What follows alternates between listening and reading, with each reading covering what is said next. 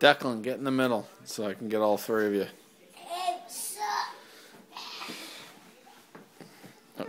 Greg, get closer. Or why don't you sit on the other side of Declan? What do you guys think? What do you think we're having? A girl. A boy. A girl. Greer? I don't know. Who should we let open the envelope? Okay, move the pillow away from me, Dad.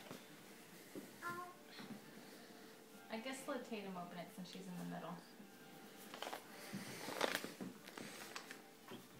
Open it. Open it.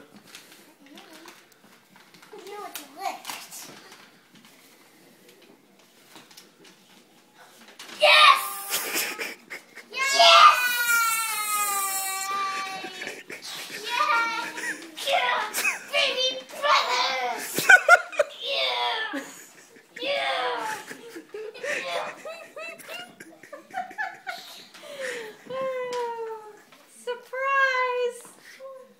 Declan, you happy? A baby brother.